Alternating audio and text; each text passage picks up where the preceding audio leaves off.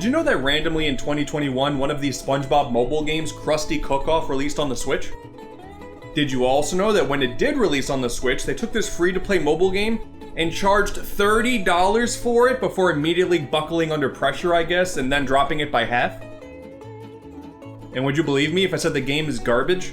When all is said and done, I think I would honestly say that SpongeBob's adventures on the Game Boy Advance were a pleasant surprise, actually. Some of the games were terrible, you know, why bother sugarcoating it, but the movie game, Creature from the Krusty Krab, and hell, even Super Sponge, they weren't the worst things I've ever played, which for portable versions of licensed games, I gotta tell you, my expectations were really, really low. And then the DS happened. What, you thought 7 GBA games were impressive? Oh, that's nothing. SpongeBob managed to grace the DS with a total of 9 games. And now I have to play all of them. I went to college! Even going beyond the DS, the 3DS had some love too. Remember SquarePantis on the Wii with the U-Draw tablet? Well, that was also released on the 3DS, so you pop that cartridge in and you get to experience this decent 30-minute long WarioWare clone without needing that stupid tablet accessory. Cool. Hero Pants released on the 3DS as well, and it's just as terrible as it was on the Vita. Good to see we have all the bases covered here. We are nearly finally done taking a look at all of these SpongeBob games that had the audacity to be released to the public. More or less. Just gotta do this disclaimer one more time. We're not gonna be talking about any of the Nicktoons games that may have SpongeBob as the star hero. We're not gonna be doing that. Maybe in the future, not now. Because even still, we got 9+ games to look at here. How did this happen? I am rapidly approaching the state of advanced darkness here, so why not come on in and join me for the ride. This is the final stop of the SpongeBob video game retrospective. The last one, I promise you. I want off this ride so badly.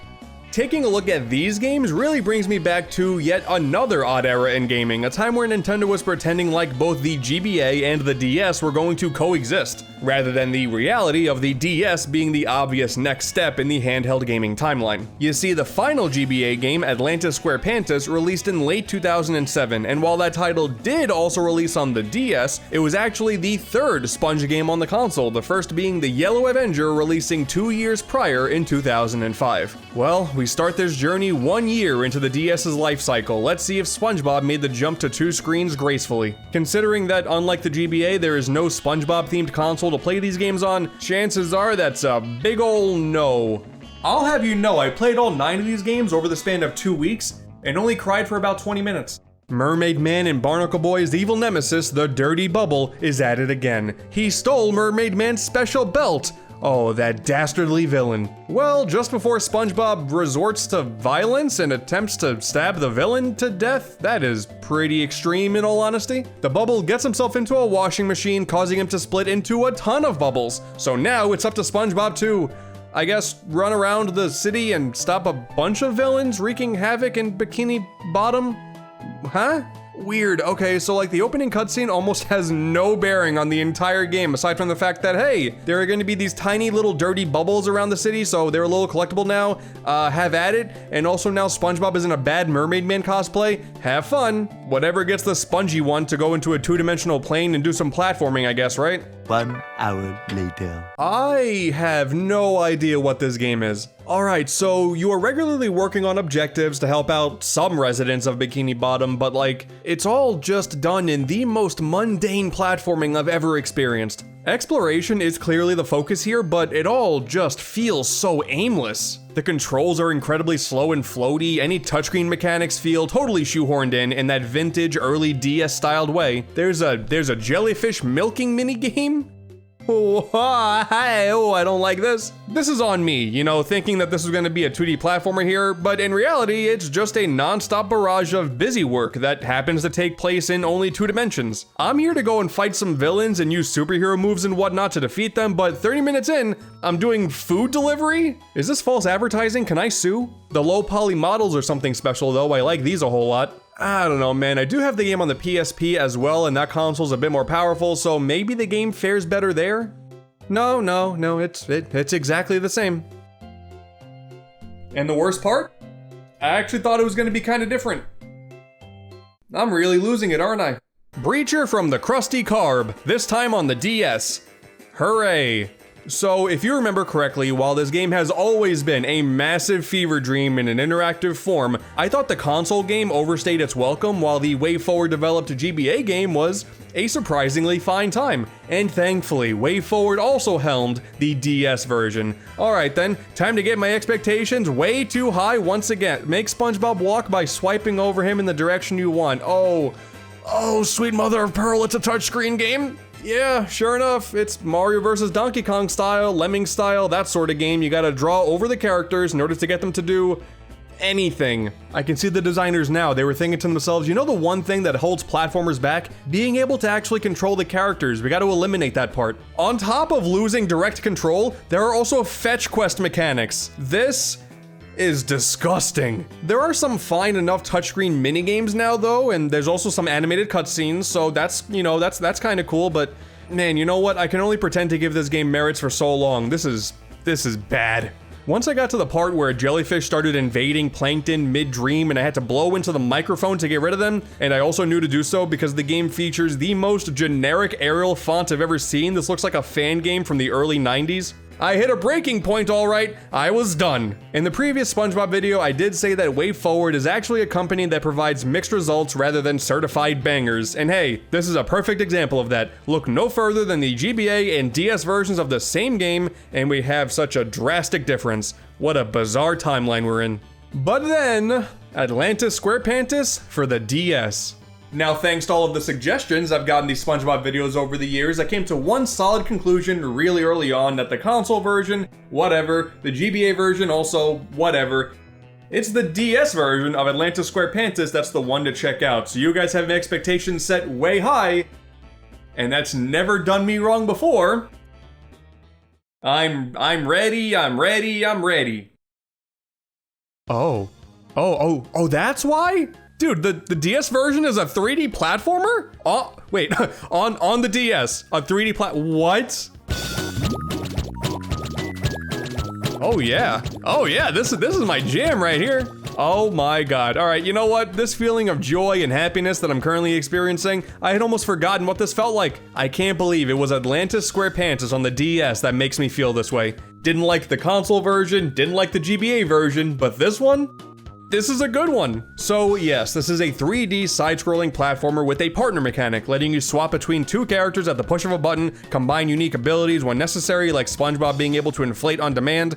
You know, good for him, I guess. And also, it forbids you from progressing too far without making sure your partner is right beside you. That part is a bit annoying, but overall, it's not that bad. And best of all, it's actually kind of enjoyable to control. You gotta keep this in perspective. 3D was hardly the DS's strong suit, so the fact that we got this is really impressive, like genuinely. And then you stand on the back of a boatmobile and you start up an arcade shooter segment? Dude, what is this game? Why is the DS version of this special episode tie-in the only one that felt competently made? The environments are nicely varied, the combat is so nonsensical that I am honestly okay with it. Any touchscreen gimmicks happen very quickly and do not bog down the overall experience. Listen here, okay? In the grand scope of platformers and the mountain of quality titles on the DS, I'm not gonna lie to you and say this is some crazy hidden gem and Mario really needs to watch out for himself, but you know what? I'll be damned. If you're into licensed games at all, especially if you're nostalgic for SpongeBob, this is a good game. By God, it's enjoyable. And the real kicker, and this is a bit of a spoiler, but this is not even my favorite 3D platformer featured in this very video. But hey, like I said, I'm getting way too ahead of myself here, that's a spoiler. You know what, you all steered me in the right direction with this one. Genuinely, Atlantis SquarePantis, pretty good game. Didn't see that coming, so thank you so much for that. This will stay in the collection no matter what. But, what's next? Oh my god, I get to talk about Drawn to Life finally? Oh man, okay, I will keep this brief because this will take over literally the entire episode, but I love the Drawn to Life series. If you've never given these games a shot, well, essentially, Drawn to Life is a series of incredibly simple platformers that let you draw a ton of the in-game assets as you're playing. If you need a platform, for example, well, the game will stop you, you draw whatever you want in this little box, and then boom, I made that. That's my creation, that's mine. As long as you don't go in expecting some sort of platforming masterpiece here, but if you have a baby brain like me and get serotonin by seeing your creations play out in real time, these are good fun. And up until you get to the second game's original ending, it's a charming series overall. No, No, I don't want to talk about the ending. Clearly, these games were popular enough to have a spin-off within the world of Bikini Bottom. Drawn to life, SpongeBob SquarePants edition. Doodle Bob is back. That's a big me hoy me noy moment right there. And I guess since Sponge and Pat just can't be bothered to deal with him today, leave it to you, the player, the omnipotent god in the world, to save the day. This is my SpongeBob, by the way. This is why I have someone else do my thumbnails. Okay, time to draw my very own hero. Alright, who should be the ultimate Bikini Bottom hero to save the day when our mightiest heroes just don't feel up to it?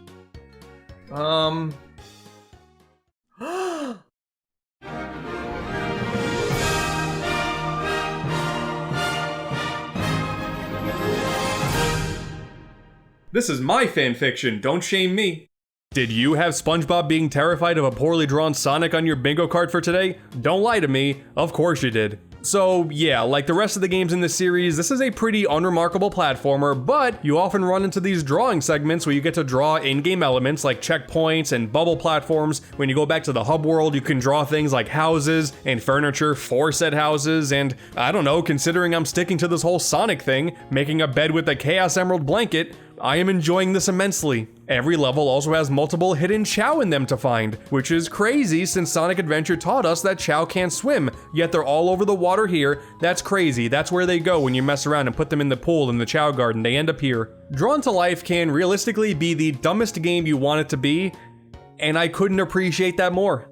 Drawn to Life is good, but it is very much a what you see is what you get kind of game, you know? But hey, at the end of the day, 2 good SpongeBob games back to back. That's really cool. I didn't think that was gonna happen here, but I really just hope we can keep this train going. So what's next?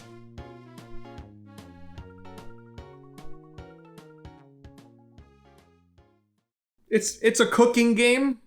SpongeBob versus the big one, Beach Party Cook-Off. Rolls right off the tongue. I will say this much, aside from Drawn to Life, this is the only game in the franchise to be a DS exclusive, so yay! By this point in the series timeline, I no longer was watching the show, but I guess there was an episode where this absolute hunk of a fish voiced by Johnny Depp showed up, and it was a big deal, I guess? Certainly how the game makes it sound, Jack Kahuna Laguna is in town hosting a beach party, and he demands there be a contest to decide who will cook for it. Well, SpongeBob likes to cook. Let's go! Immediately after starting this game up, this interface is really bothering me, honestly. All these cutscenes look like they're from an old PC game from the early 2000s. It looks like a Flash game here. These guys should have had a decent budget, right? Use it. Taking one look at the box art, the expectations are set up pretty clearly. This was gonna be a Cooking Mama clone, right? There's a bunch of cooking games on the DS with Mama as the character. SpongeBob likes to cook. This is a perfect combo. And wouldn't you know it, it is like that. Oh, I am so tired. Things are slightly more complex since you have like a little freedom in when you get to perform the tasks, and rather than simply finishing when you make an item and give it to a customer, you just keep going until you satisfy a set number of customers. In that way, it's almost like a restaurant manager like Diner Dash. I didn't think they could make the Cooking Mama and or Diner Dash format feel a lot more tedious than they already do, but major congrats to Beach Party Cook-Off. They achieved it. And also, there's not a single holographic meatloaf in sight. Terrible. Obvious fan service. You could have had that one for free. You know what would have been a really good idea for this? They should have used SpongeBob's mother for this one, trying to teach a young SpongeBob how to cook. That way we could have a legit Cooking Mama crossover the same way we have a Drawn to Life one, but whatever. You know, I won't be mad about it. I'll just stop writing these perfect fanfictions now. Next up, we have Truther Square DS. Okay, now Here is where the real money is. So, a quick refresher course on this one as well. I wasn't huge on the console version. It was developed by the Battle for Bikini Bottom devs, so that's cool, but it was easily their weakest work with the property. Although, every version of the game also has a different yet equally creepy zoom in on SpongeBob's face as the box art, so you know, that's something. However, with the DS version, we have another 3D platformer, and it's actually pretty good too. Oh my god, that's crazy. Had to jump back to the opening credits for this one now to see. Okay, Altron. Can't say this is a studio that I've really heard of much before, but per their Wikipedia, they're responsible for just a ton of licensed games, but more importantly, Atlantis SquarePantis DS, Truther Square DS, and Drawn to Life SpongeBob Edition. Oh, Criminy Jim, we did it! We found the good games here. WayForward may have had the most interesting trilogy on the GBA, but I think Altron are the ones that provided the most interesting trilogy on the DS. This is really exciting. So essentially, Truth or Square on the DS is a more refined version of Atlantis SquarePantis. It controls a bit better, it looks a bit better, the exploration is a bit more rewarding, the team-up mechanic is totally gone, making progression a lot more seamless. You can still become a big shot after getting happy enough. By God, this may be the definitive Truth or Square experience. There is some touchscreen and even microphone mechanics here or there, and that stuff isn't all that great, but man, this was overall a genuinely enjoyable game and one of my favorites in the entire SpongeBob franchise. Didn't see that coming. The entire concept of going through SpongeBob's memories is still not all that fleshed out, since it never really feels like you're reliving the moments from the show. But unlike the console versions, the levels here actually do end with segments that make sense. You got jellyfishing, the fry cook games where you go one-on-one against Patrick, the talent show where Squidward tries to be a big deal but SpongeBob the janitor is getting a whole lot more applause. That's here too. Damn it, I actually really love this. That is all I wanted with Truth or Square, man, the accuracy. You know, at least I don't really remember the giant submarine robot trying to actively kill SpongeBob with these giant spiky side wheels, but hey, like I said before, I fell off the show for a while. Maybe robots trying to murder our heroes actually was the theme of an episode. I don't know. I'm way out of touch. And yes, we even have the Jiggle Me Handles line too. Perfect. And all this praise I have for random SpongeBob games is all fine and good, but you know what that means. Being that this is the end of the Altron trilogy, and we still have 3 games to go. Oh, but don't you worry, if you thought the rest of this episode was gonna be all happy and cheery until the end credits roll, no, absolutely not. Boating Bash on the DS.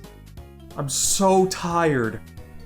So the Wii version of Boating Bash was honestly kind of okay. A car destruction game fits SpongeBob a whole lot more than a traditional racing game would, and the developers did a pretty decent job getting a fun time out of it. But if you were wondering if it were possible that cumbersome touch controls for a racing game on the DS would make the game incredibly unfun, then good job, you nailed it. All you do is hold on the touchscreen in the direction the road is, maybe bump into another driver if told to do so, and I mean, I guess this is the only way to get it done since it's not a traditional racer like Mario Kart, but this game also didn't need to exist in the first place. We're back in licensed game hell. Surf and Skate Road Trip. Alright, this one is a little bit more interesting. This does have a console version, but yes, as you can see, it is exclusive to the Xbox 360. And say it with me, children, Ant is not gonna buy an Xbox 360 for a couple of SpongeBob games. Thank you so much. You've all been paying attention, that's great. You mean to tell me they added 2 SpongeBob games to the backwards compatibility program just to mess with me? Including one game that I haven't talked about. It's not gonna happen.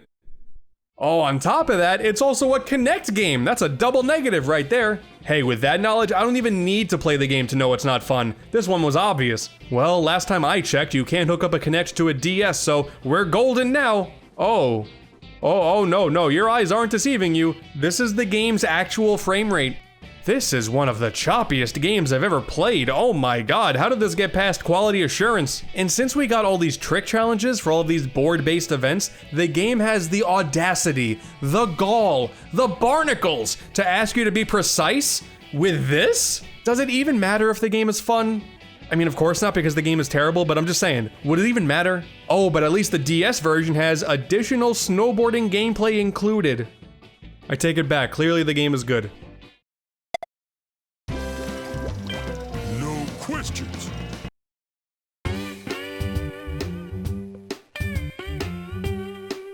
What the f was that? Last up, the final SpongeBob game to, quote, grace the DS, Plankton's Robotic Revenge. Oh god, we're really here again, aren't we? Well, this isn't the first time I've played this game. I did play the only SpongeBob game to release on the Wii U a while back, and yeah, I absolutely hated it. Just this repetitive and tedious top-down shooter. It was one of the most boring games I've ever played. And regarding somehow squeezing that entire experience to the DS, oh yeah, man, this is gonna be good. Oh wow. Oh yeah, man. Oh dude, what? Oh whoa, this is crazy, man. Yeah. This is This is horrendous. Loving the SpongeBob model, by the way. This is basically what my brain is reduced to at this point. You know what? Like I said with the previous games, I guess this is the best you can expect for a DS version of Robotic Revenge, which at the time was a next-gen type game, but did they really need to waste resources on this in the first place? They released this on the 3DS at the same exact time. I don't know, maybe the higher production values of the 3DS version provide a better experience? Wait, I hate this game. Why did I buy it 3 times?